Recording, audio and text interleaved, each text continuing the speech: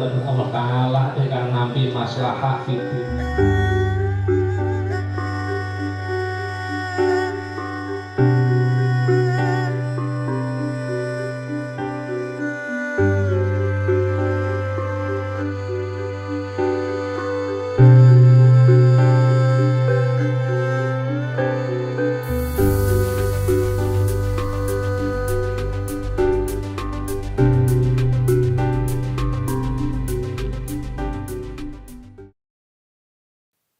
Astaghfirullahaladzim. Astaghfirullahaladzim.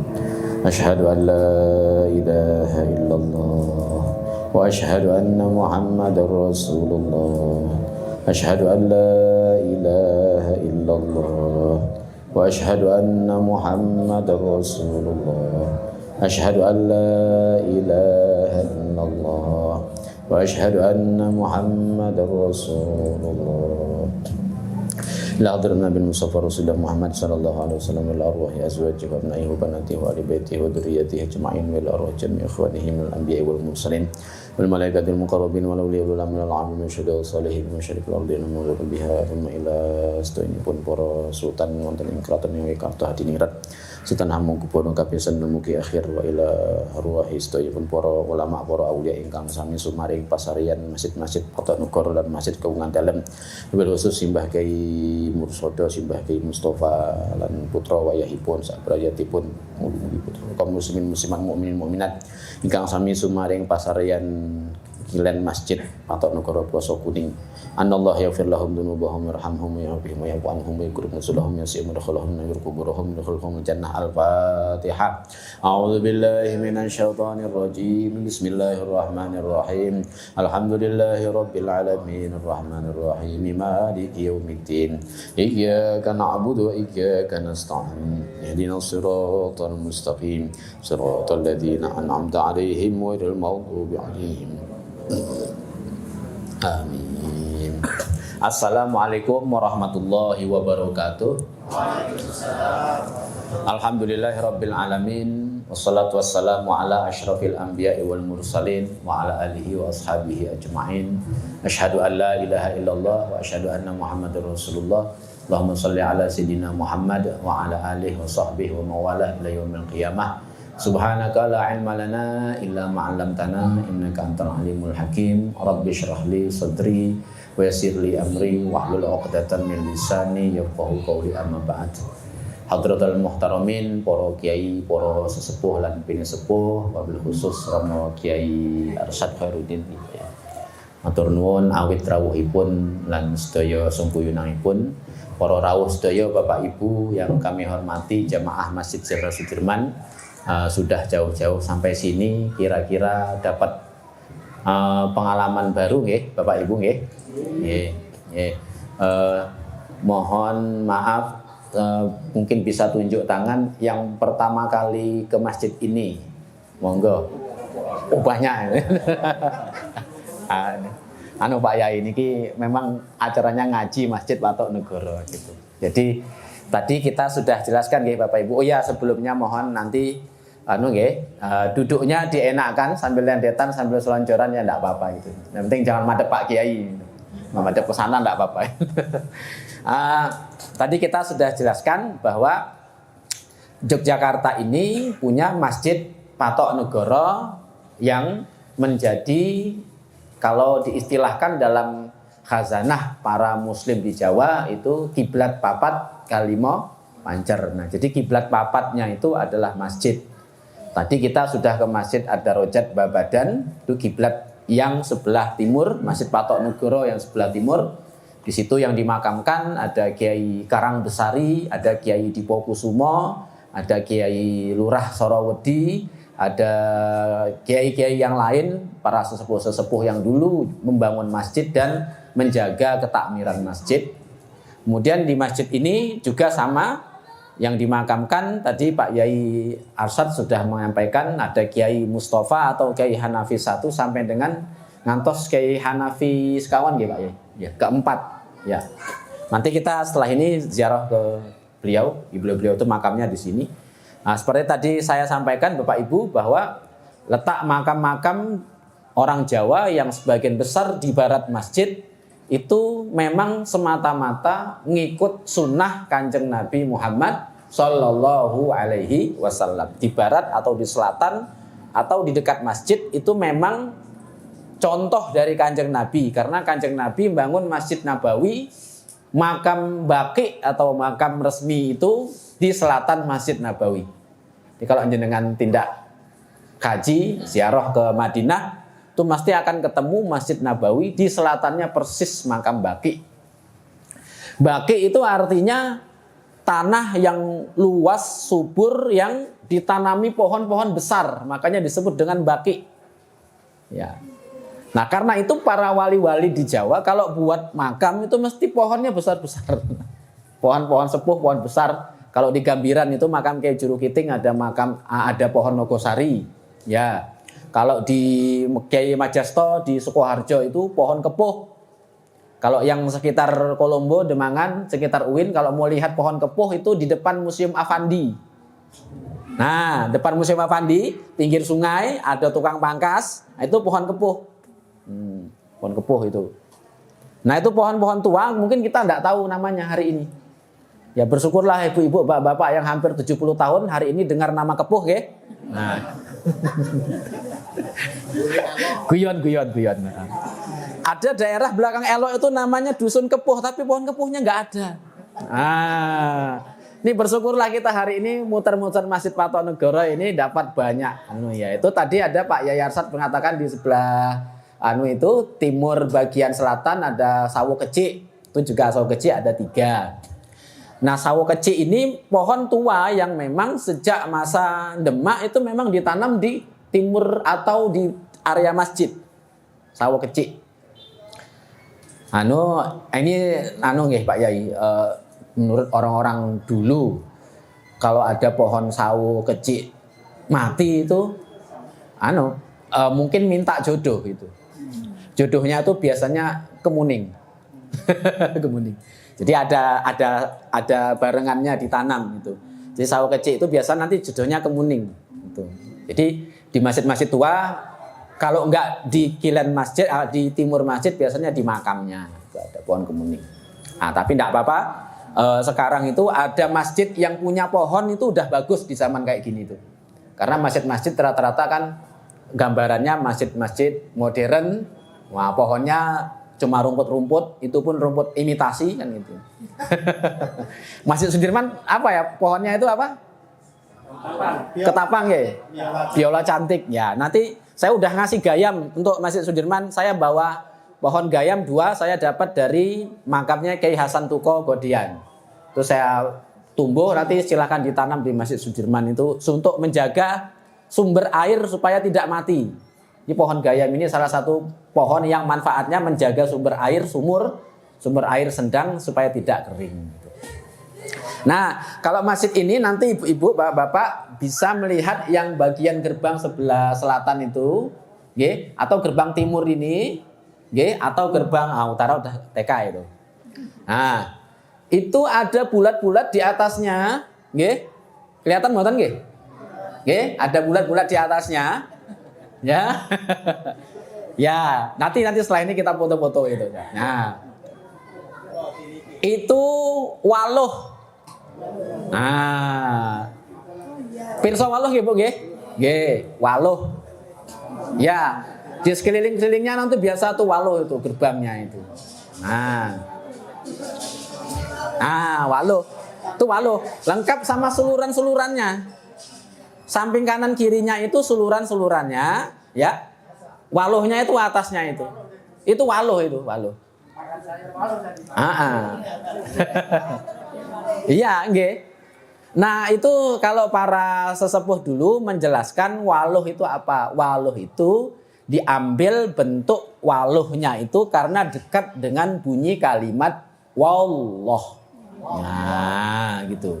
Jadi kalau masuk masjid itu udah ingat Allah aja gitu. Meskipun ketika Allahu Akbar pikiran kemana-mana dan selesainya pas salam kan gitu. Biasa kalau kita sholat itu kan pikiran kita jalan-jalan ya Bu ya, bener ya. Nah itu selesainya pas salam itu nanti biasanya. Assalamualaikum, selesai nggak jalan-jalan lagi. Gitu. Aku yang ngalami ngono soalnya. Tuh. Nah, itu waluh gitu. Nah, kemudian itu di sekeliling masjid ini ya, maka tadi Pak Yai Arsyad mengatakan satu-satunya masjid yang masih lestari sejak bentuk awalnya ini Masjid Ploso Kuning ini, Patok Negoro Ploso Kuning. Itu ada segaran atau kolam Blumbang. Ya. Itu Blumbang, itu bukan hanya sekedar tempat cuci kaki atau cuci tangan atau tempat anak-anak latihan renang. Bukan sekedar itu maksud saya. Itu gambaran. Jadi para wali dulu kalau bangun masjid, karena masjid itu adalah singgasananya Gusti Allah, sehingga kolamnya itu tadi itu gambaran dari alas singgasananya Gusti Allah. Karena di dalam Al-Quran itu disebutkan bahwasanya singgasananya Gusti Allah itu di atas air. Tuh, wakana arsyuhu alal ma' itu surat napa nggih Pak Yai? Kula kok kesupen gini. Surah Ar-Ra'd 2 apa surah apa? Atau coba cek di Google, ada yang bisa buka HP itu. Tuh cek itu cerita tentang ares atau singgasananya Gusti Allah itu di atas air. Sehingga masjid-masjid Patok Negoro itu mesti ada belumbangnya. Kalau yang Babadan tadi itu udah tutup. Karena biasa kondisi di tengah kota itu udah banyak tutup. Nah, ada belumbangnya itu. Tuh pinter meter nggih Pak Yai? Kira-kira. Kedalaman 3 meter. 3 meter kedalaman. Wah, suara renang nih ngono iki. Nah, aku ya gelem nek. Suara renang 3 meter. Ya. Nah, itu menceritakan bahwasannya singgasannya Gusti Allah itu di atas air. Ya. Karena itu nanti bentuknya ketika dari sana nanti ke Serambi nanti kayak gini. Gini. Terus sampai ke mihrab tadi kita sudah membahas di Dar Babadan Serambi ini Serambi mesti limasan. Bentuk ini limasan.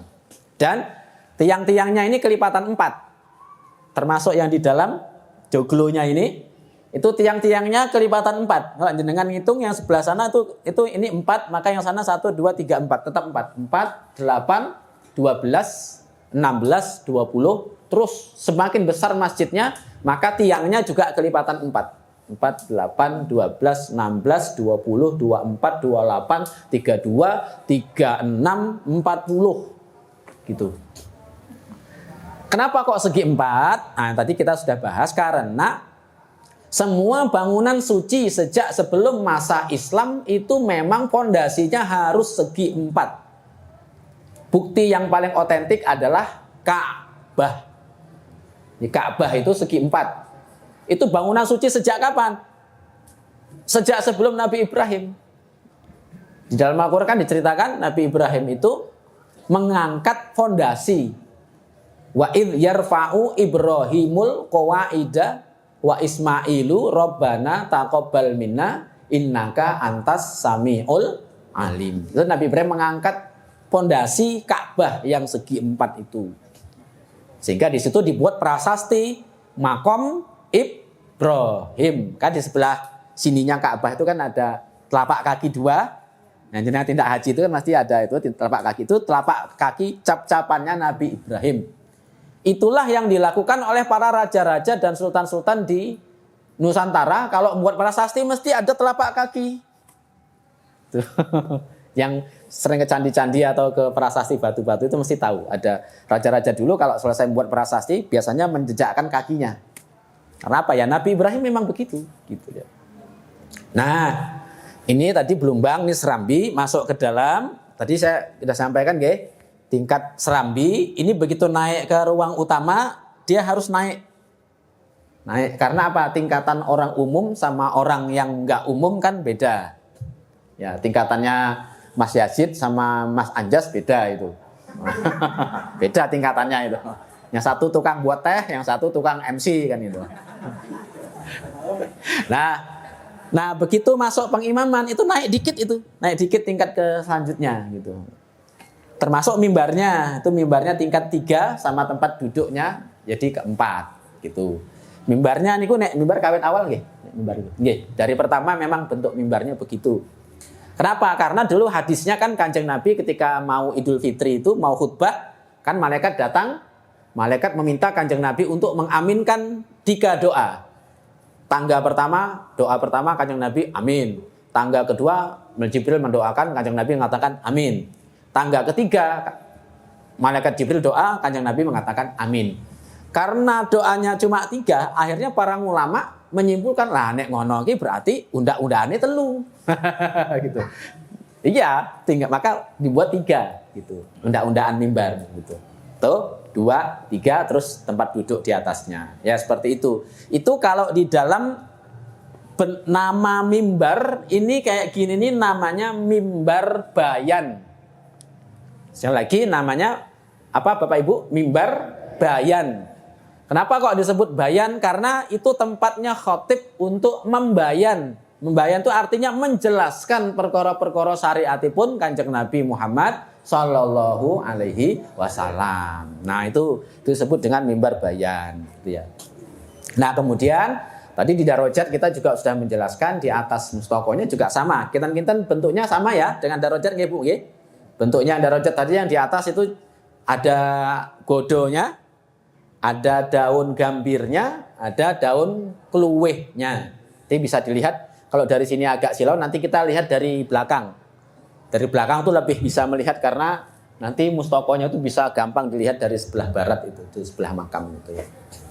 Nah inilah masjid-masjid Patok Negoro, masjid yang sampai hari ini menjadi kekuatan lahir dan batinnya negeri Yogyakarta Hadiningrat. Gitu. Solo aja nggak punya loh masjid kayak gini. Maksudnya yang masjid yang disebut Patok Negoro itu nggak punya. Karena apa? Karena Solo itu kasunanan. Kalau di sini kasultanan makanya harus ada patoknya. Kenapa? Patoknya itu adalah apa? Penerapan syariat Kanjeng Nabi Muhammad Sallallahu Alaihi Wasallam. Karena itu dulu di setiap Patok Negoro itu ada pengadilan, ada mahkamah. Terus nggih Pak Yanggi? Ada mahkamah untuk mengadili perkara-perkara kemasyarakatan, misalnya terkait dengan tanah, terkait dengan konflik masyarakat, nanti diselesaikan di sini, diadili. Ada hakimnya, jaksanya, ada qadhi kalau dulu istilahnya gitu ya. Ada qadhinya, ada macam-macamnya gitu. Nah, kalau perkara yang tidak bisa diselesaikan di masjid-masjid Patok Negoro, maka nanti diselesaikan di masjid gede. Sehingga masjid gede itu juga kalau dengan baca prasasti sebelah utaranya masjid gede itu ada tulisan Al-Mahkamah Al-Kabiroh. Kalau hari ini kira-kira Mahkamah Agung. Ya, Mahkamah Kabiroh artinya Mahkamah Agung. Bukan Mahkamah Konstitusi ya. Bukan, itu nggak enak itu ngomongnya gitu. Itu urusan lain lagi, jangan bawa-bawa ke sini gitu ya. Nah, Mahkamah Al-Kabiroh itu ke sana. Kalau yang sini itu mahkamah sehari-hari masyarakat. Waktu itu, ya. Nah, tadi Pak Yayu sudah menyampaikan ketika Indonesia merdeka, Indonesia kan ikut NKRI sehingga fungsi-fungsi mahkamah penyelesaian hukum di tengah-tengah masyarakat itu pelan-pelan tidak difungsikan lagi. Karena apa? Sekarang kalau ada masalah apa-apa ya ke pengadilan, yang pengadilan negeri di atas apa di bawah regulasi NKRI. Ya, gitu. Nah, kemudian di sebelah selatan kita ini ada beduk sama kentongan. Waktu di Masjid Sudirman kemarin saya sudah menyampaikan setiap sholat itu dulu ya mungkin sampai hari ini mungkin nanti setiap sholatnya itu bisa beda-beda beduknya. Duk-duknya itu kalau zuhur pasti banyak. Tadi Cinta yang ngerekam pas ada beduk tadi. Nah, zuhur itu tadi duk-duknya lebih banyak daripada tong-tongnya. Tuh. Tong tong tong tong tong kemudian duk duk duk duk duk duk duk duk duk. Nah, karena apa? Karena itu paugerannya kalau sholat zuhur karena rakaatnya banyak dan waktunya panjang, maka duk-duknya itu lebih panjang ketimbang sholat yang lain. Nah, nanti coba diamati atau siapa yang bersedia sholat 5 waktu di sini sejak subuh. Ngerekam setiap duduk dihitung berapa kali. Itu monggo kalau ada yang mau di sini nyantri 1 hari di Masjid Patok Negoro Melangi. Oh iya, dulu ada paugerannya, tapi kalau sekarang biasanya ya hanya sekedar mukul. Nah, mudah-mudahan tang kita saya Pak Yai. Wonten paugeran itu saya nggih. Alhamdulillah gitu. Nah, kalau di beberapa masjid Patok Negoro kayak Darajat itu malah udah nggak pakai beduk lagi gitu ya. di Melangi. Nah, Melangi itu dulu pernah dirombak, terus sama keraton disuruh kembalikan ke bentuk awal lagi gitu. Jadi mukul kentongnya, mukul beduknya itu juga ada aturannya. Subuh itu duduknya itu tidak terlalu panjang karena apa? Rokaatnya cuma 2, kemudian waktunya juga sempit gitu. Kalau zuhur, asar, zuhur itu terutama masih panjang. Isya biasanya duduknya panjang gitu. Nah, kemudian selain itu tadi kami menyampaikan ada makam di barat masjid. Di beberapa masjid nanti kalau nggak cukup nanti dilebarkan ke utara makamnya. Kalau nggak cukup lagi di selatan, kayak di Jejeran itu selatan, utara, timur, barat makam semuanya. Jadi kita masuk masjid diapit oleh makam. Nah, terakhir di Ad-Darajat tadi ibu-ibu kan sholatnya di belakang ya, di belakang laki-laki. Nah, tadi di sini sudah mengalami nggih sholat di samping bapak-bapak nggih. Nah, itu pengalaman pertama nggih Bu nggih. Ya. Ya, kalau di sini yang masih terjaga yang pawestren atau tempat sholat putri itu yang sebelah utara sama yang sebelah selatan sini. Jadi jenengan tadi merasakan sholat langsung di depan Allah, tidak ada laki-laki dan perempuan, semuanya sama. Jadi begitulah para ulama dulu memuliakan perempuan. Jadi kalau ada istilah perempuan itu konco wingking, nah itu salah, itu berarti bentukan orang sekarang itu. Kalau para ulama-ulama Patok Negoro, perempuan laki-laki sama di depan Allah. Makanya kemarin kami menyampaikan hampir semua laki-laki di Jawa itu ya takut istri. Ya, hampir semua itu. Laki di Jawa itu takut istri. Wah, soalnya ning ngarepe Gusti Allah podo ya, angel gitu. Takut tuh Pak Bobi itu kalau telepon sama Bu Erni ya udah wow sangat. Gitu. Ngene iki telepon Kapangdam iki ngono. Aku ya padha iki saurunge lunga aku mau ya asah-asah sik. Kon asah-asah aku mau. Mbok asah-asah sik saurunge lunga ya wis ya. Nyenengke makhluk yang dimuliakan oleh Allah. Wah, itu ya. Ya, alhamdulillah. Jadi kira-kira begitu. Maka adik-adik yang mahasiswa, kalau ada yang belajar gender, kesetaraan gender, perempuan dan macam-macam, kalau mau belajar itu ayo kita ke Masjid Patok Negoro. Ayo. Tidak usah belajar ke Amerika, tidak usah belajar ke Eropa. Lihat bagaimana wali-wali di tanah Jawa memuliakan perempuan. Wah, gitu. Makanya laki-laki di Jawa ya kayak tadi itu. Kalau kemana-mana gendong anak pakai jari kan itu. Ya, sore-sore keliling komplek nyuapin anak kan gitu kan. Itu kayak gitu gambarannya itu. Nah kira-kira begitu nggih Bapak Ibu. Tidak banyak-banyak. Nanti sambil jalan ya, terus ada yang mau foto-foto silakan, terutama mungkin ibu-ibu mau moto mimbar, moto sokonya yang 4 ini, atau mas-mas mbak-mbak yang mau ngambil gambar, monggo persilakan, mumpung masih di sini ya. Insya Allah nanti ngaji Patok Negoro yang ke depan lagi, 2 masjid lagi, Melangi dan Dongkelan. Nah hari ini kita 2 masjid dulu, ndak mumet nanti, wah suka akehan bendino sampai 4, ini tadi aja udah capek-capek ya gitu. Nah nanti setelah ini kita ke makam ngirim doa, nanti mau foto-foto boleh, mau tanya-tanya boleh gitu ya. Ya kita makatan nggih. Nggih, mudah-mudahan ada manfaatnya, ada barokahnya. Al-Fatihah. A'udzubillahi minasyaitonir rajim. Bismillahirrahmanirrahim. Yang mau foto waluh tuh lengkap sama suluran-sulurannya ya, sama daunnya itu.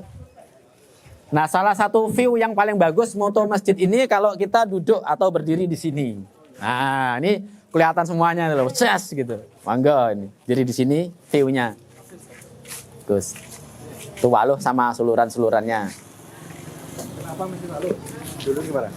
Itu tadi karena dia menunjukkan bahwa ini tempatnya Gusti Allah gitu. Anunya pemaknaannya dari wallah tadi itu. Wallah itu.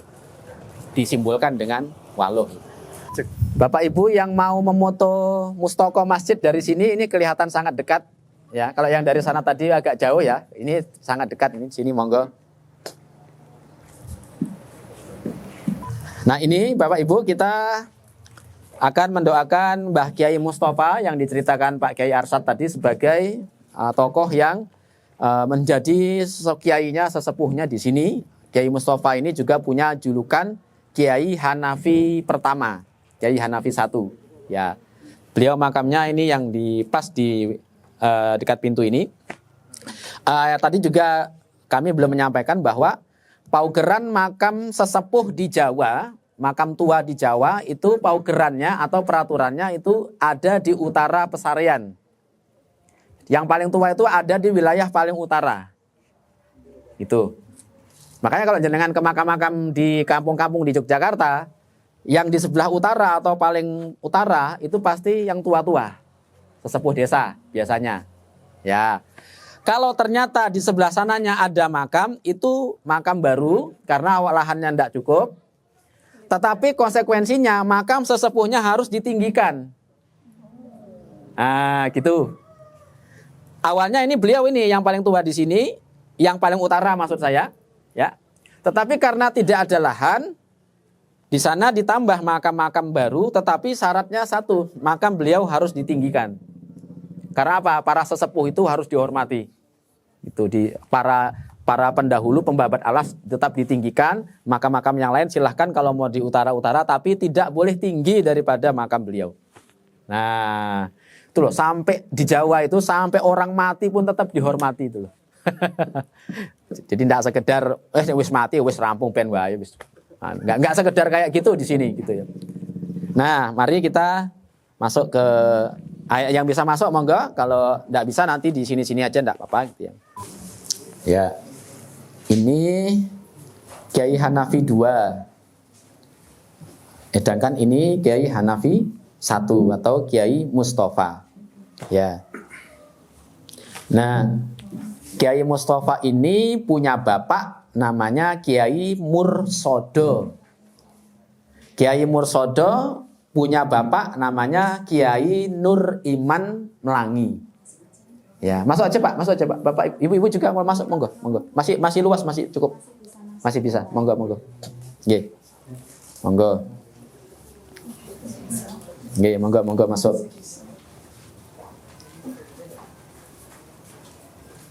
Nggih, monggo, monggo. Monggo Bapak Ibu masuk.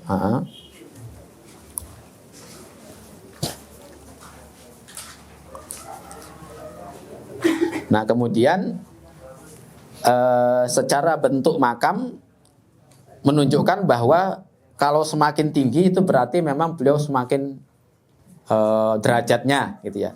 Derajatnya baik lahir dan batinnya gitu ya. Makin tinggi.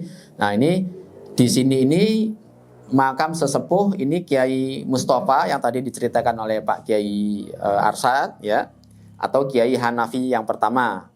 Sedangkan itu Kiai Ali Imron atau Kiai Hanafi yang kedua. Ya. Yang itu Kiai Hanafi 3, ini Mbah Nyai Mursodo. Kiai Mursodonya itu makamnya di Melangi. Nah, besok yang edisi selanjutnya kita ke Melangi, edisi secara makam Kiai Mursodo gitu. Nah, sebelum kalau kita sudah di sini, kita mendoakan beliau-beliau, mudah-mudahan beliau-beliau di alam kubur diampuni oleh Allah Subhanahu wa taala, diberikan syafaat Kanjeng Nabi Muhammad sallallahu alaihi wasallam, dan seluruh ahli kubur di Masjid Pelosok Kuning ini, mukmin-mukminatnya mudah-mudahan juga diampuni oleh Allah Subhanahu wa taala. Amin rabbal alamin. Al-Fatihah. A'udzu billahi minasyaitonir rajim. Bismillahirrahmanirrahim. Alhamdulillahirabbil alamin. Arrahmanir rahim. Maliki yaumiddin. Iyyaka na'budu wa iyyaka nasta'in. Ihdinas siratal mustaqim. Siratal ladzina an'amta 'alaihim ghairil maghdubi 'alaihim waladdallin. Amin. Nah.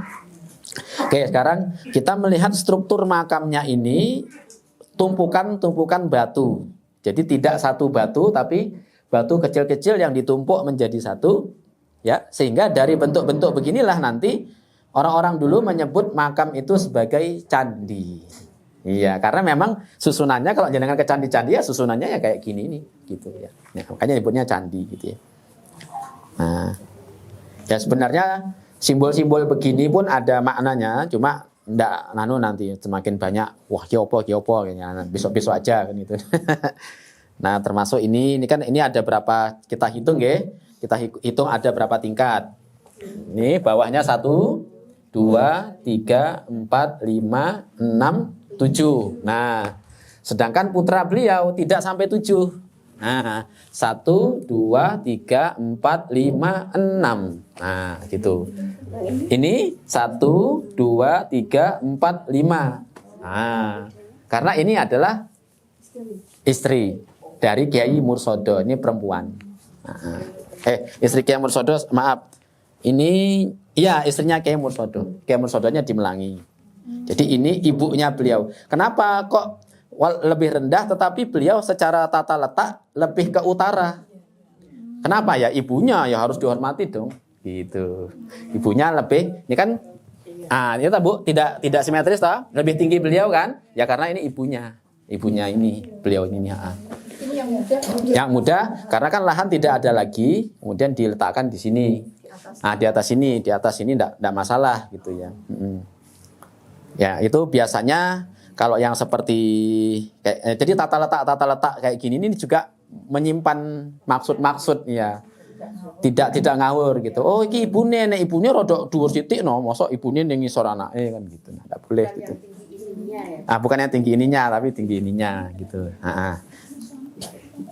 Mboten, ini istrinya Kiai Mursodo. Kiai Mursodonya di Melangi. Ini anaknya Kiai Mursodo. Artinya beliau ini anaknya beliau. Ini ibunya. Nah, kita lihat juga nanti di luar yang lebih tinggi kan yang beliaunya gitu.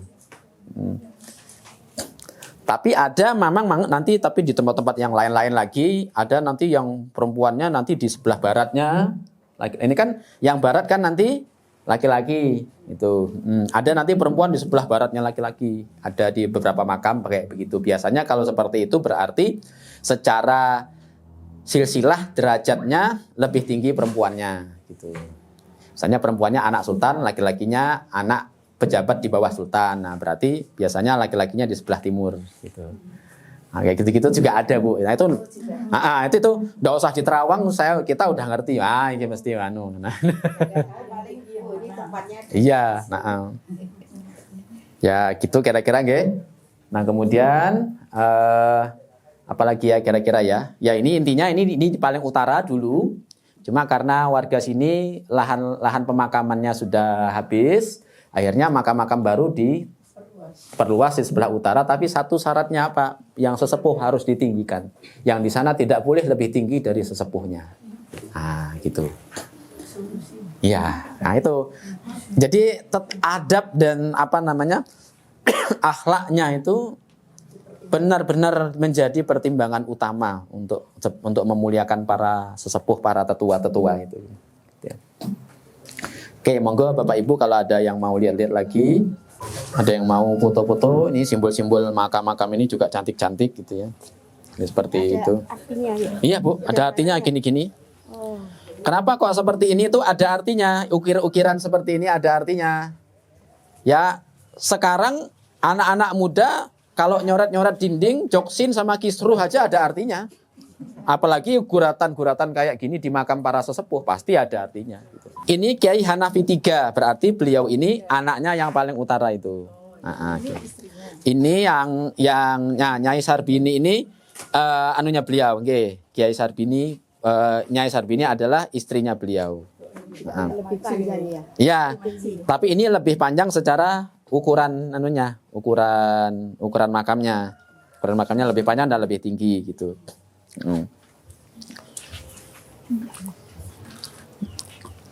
Nah seperti ini biasanya penderek atau yang ya kalau sekarang mungkin ART, Jadi tetap diposisikan dekat dengan beliau gitu. Dihormati. Dihormati. Biasanya ART itu juga kalau yang masa dulu yang merawat sejak masih anak-anak. Merawat terus, makanya didekatkan seperti ini. Monggo napa malih ingkang pengen ditanyakan Bapak Ibu silahkan. Pak, kalau jin kuncinya di sini itu juga abdi dalam, Pak? Iya, ini yang bertugas Pak Imam tadi, yang azan, yang khutbah Jumat itu semua abdi dalam keraton. Ya. Ya, mudah-mudahan begitu, Bu. Kita juga harus mensejahterakan orang yang ngurus masjid kan gitu. Jadi kalau yang ngurus Masjid Sudirman enggak usah. Sudah kan ya? Sudah. Bukan abdi. Udah itu, biar aja itu, biar menderita mereka itu biar.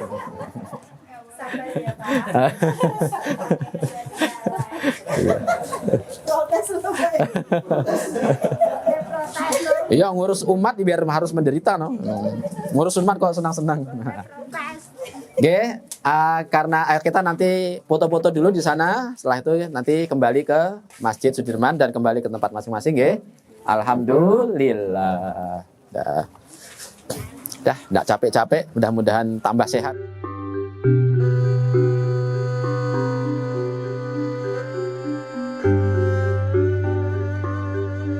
Kula panjenengan kalebetno dados kawula Allah taala ingkang nampi maslahah fid